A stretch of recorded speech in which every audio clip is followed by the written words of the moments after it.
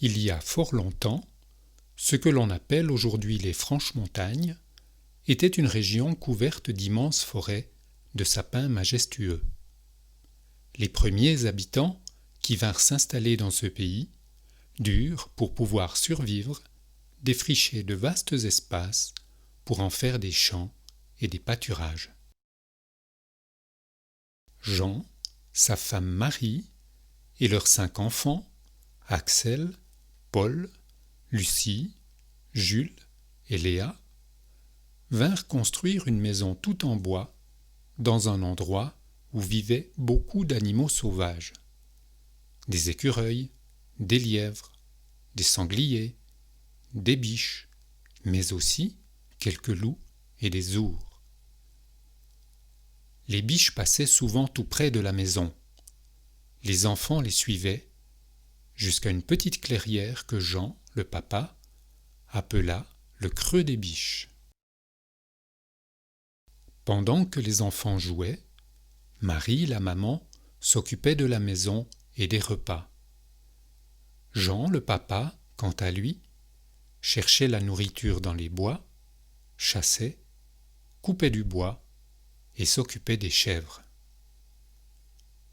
Au début de l'hiver, un soir de tourmente, alors que la neige tombait, Jean n'était pas encore rentré à l'heure du repas. Habituellement, il n'était pas en retard. Tout le monde se faisait beaucoup de soucis. Marie demanda à son fils aîné, Axel, de l'accompagner dans la forêt pour rechercher Jean. Axel avait pris son arc. Malgré ses 12 ans, il était très adroit et ne craignait pas de rencontrer un ours ou un loup.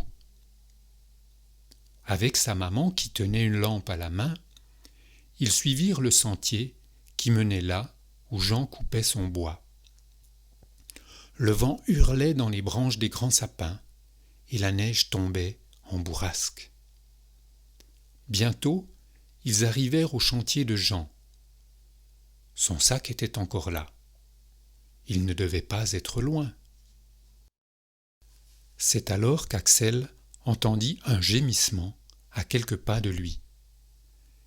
Il courut voir derrière une souche, et là, sous un grand sapin que le vent avait fait tomber, il vit son papa allongé dans la neige, une jambe coincée sous une grosse branche.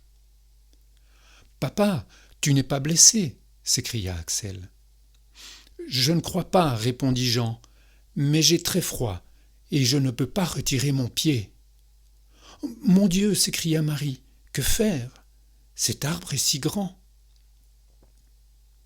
Axel retourna à la maison chercher une couverture. Il raconta à ses frères et sœurs que le vent avait fait tomber un gros sapin et que leur papa avait une jambe coincée sous une branche. Alors Léa, la plus petite des filles, monta dans sa cachette sous le toit de la maison. Elle savait, Léa, qu'un vieux hibou vivait là.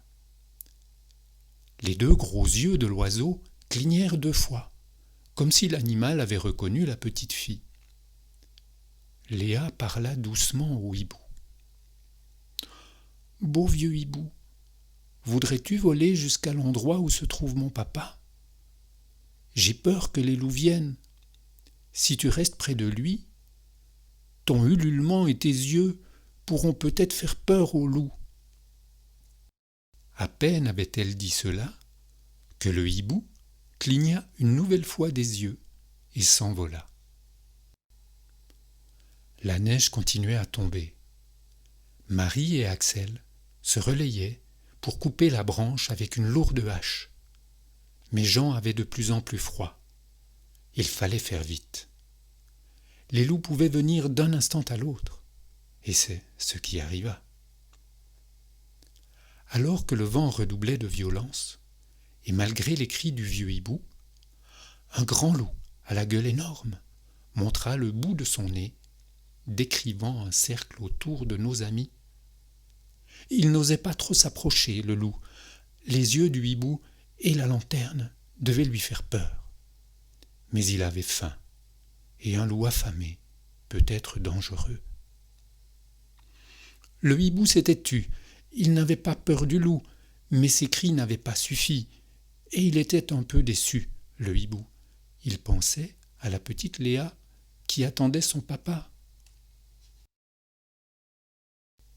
Tu dois savoir qu'une légende très ancienne dit qu'un vieux hibou peut, une fois dans sa vie, demander une faveur à Dame Nature. Et cela parce qu'il travaille la nuit, qu'il ne voit presque jamais le soleil, et que c'est un peu injuste, tu es d'accord. Alors, pour que son vœu soit exaucé, il faut qu'une de ses plumes touche ce qu'il souhaite changer. Sans hésiter, le hibou souhaita que ce loup menaçant se transformât en animal inoffensif. Alors, il s'envola pour tenter de frôler l'échine du loup. Souviens-toi qu'une plume doit toucher le loup pour qu'il se transforme. Le loup bondissait, essayant d'attraper le hibou, le pauvre hibou qui risquait sa vie. Tout à coup, une bourrasque plus violente que les autres cacha la scène à nos amis. Le loup et le hibou avaient disparu derrière un rideau de neige. Soudain, un hurlement terrible résonna dans la forêt. Que s'était-il passé ? Nos amis angoissés redoutaient le pire. Alors, dans la pénombre, une silhouette émergea. C'était bien plus grand qu'un loup. Le hibou s'était-il trompé ? Avait-il été mangé ? Non, le vieux hibou était toujours là, un peu ébouriffé. Une plume de sa queue manquait. Il était fièrement posé sur le garrot d'un magnifique cheval brun. Le cheval s'avança. Marie et Axel s'approchèrent de la bête. Elle paraissait très docile. Ils n'eurent aucune peine à lui passer une large sangle et une corde qu'ils avaient trouvée dans le sac de Jean. Ils fixèrent l'extrémité de celle-ci au tronc du sapin abattu. Alors, Axel dit « Hue au cheval, hue !» Et l'arbre se déplaça enfin, libérant la jambe de Jean, qui poussa un grand soupir de soulagement. Ainsi, le cheval était arrivé dans leur vie en ami, et il resterait avec eux. C'est d'ailleurs sur son dos qu'ils rentrèrent à la maison. Le hibou, quant à lui, était revenu dans le grenier, épuisé par tant d'émotions. Ce soir, il ne sortirait plus. Il préférait dormir, et il avait bien raison. Léa, la petite, qui l'avait entendu arriver, était près de lui. Pour la première fois, le hibou se laissa caresser. Les enfants improvisèrent une écurie dans la remise pour mettre le cheval au chaud et à l'abri. Marie réchauffa la soupe et la famille, au grand complet, mangea de très bon appétit. Dès le lendemain, le cheval, qu'ils avaient nommé Providence, les aida dans le travail et devint leur compagnon de jeu. Et c'est, depuis cette époque, que bizarrement, petit à petit, les loups disparurent, laissant, comme par magie, la place aux chevaux. Si tu assistes une fois à la naissance d'un poulain dans une ferme des Franches-Montagnes, tu surprendras peut-être un bon vieux hibou perché sur une poutre de l'écurie.